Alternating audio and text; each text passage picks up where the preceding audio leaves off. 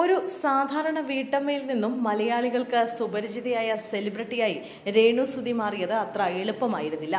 പ്രിയപ്പെട്ടവന്റെ വിയോഗം നൽകിയ ശൂന്യതയിൽ നിന്നും പരിഹാസങ്ങളുടെയും വിമർശനങ്ങളുടെയും കല്ലേറുകൾക്കിടയിലായിരുന്നു രേണുവിന്റെ യാത്ര.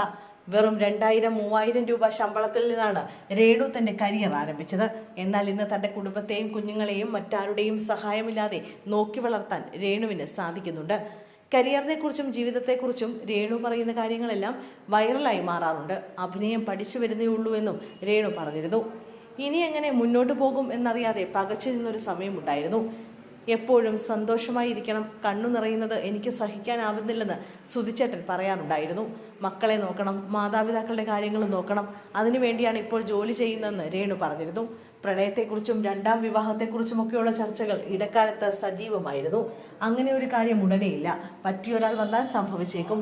വിവാഹം കഴിഞ്ഞാൽ ഇപ്പോഴത്തെ വീട്ടിലേക്ക് വരില്ലെന്നും രേണു തുറന്നു പറഞ്ഞിരുന്നു. വീടിന് സ്ഥലം നൽകിയതും വീട് വെച്ച് നൽകിയതും ഒക്കെയായി ബന്ധപ്പെട്ട വിഷയങ്ങൾ ഇപ്പോഴും വിവാദമായി നിലനിൽക്കുകയാണ്. യൂട്യൂബ് ചാനലിലൂടേതായി കിച്ചു സുധിയും ഇതേക്കുറിച്ച് പ്രതികരിച്ചിരുന്നു. എൻ്റെ മക്കൾക്കും വീട്ടുകാർക്കും സുധിച്ചേട്ടൻ്റെ വീട്ടുകാർക്കും ഞാൻ അഭിനയിക്കുന്നതിൽ എതിർപ്പുകളില്ല, അവരെ മാത്രമേ കാര്യങ്ങൾ ബോധ്യപ്പെടുത്തേണ്ടതുള്ളൂ എന്നും അവർ പറഞ്ഞു. വൈകാതെ UK പോകുന്നുണ്ടെന്ന് രേണു സുധി പറഞ്ഞിരുന്നു. കാമുകനെ കാണാനാണോ UK സന്ദർശനം എന്നായിരുന്നു ചോദ്യങ്ങൾ. വരൻ UK വിവാഹം വൈകാതെ, ഇനി അതും കൂടിയേ വരാനുള്ളൂ എന്ന് പറഞ്ഞത് ഇടയ്ക്ക് ചർച്ചയായിരുന്നു. ഇപ്പോഴിതാ UK സന്ദർശനം വീണ്ടും ചർച്ചയായി മാറിയിരിക്കുകയാണ്. ബഹ്റൈനിൽ പോയി വന്നിട്ട് ചിലപ്പോൾ ദുബൈയിലേക്ക് പോകും. അത് കഴിഞ്ഞാണ് UK പോകുന്നത്. ഏപ്രിൽ മാസത്തിൽ ഈസ്റ്റർ വിഷു പരിപാടിയുടെ ഭാഗമായി.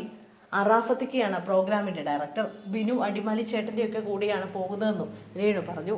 എന്നെ സംബന്ധിച്ച് എനിക്ക് സ്വപ്നം പോലും കാണാൻ പറ്റാത്ത കാര്യമാണ്. വിസയൊക്കെ ശരിയായി, അധികം വൈകാതെ തന്നെ കൊളാബിടുന്നതായിരിക്കും.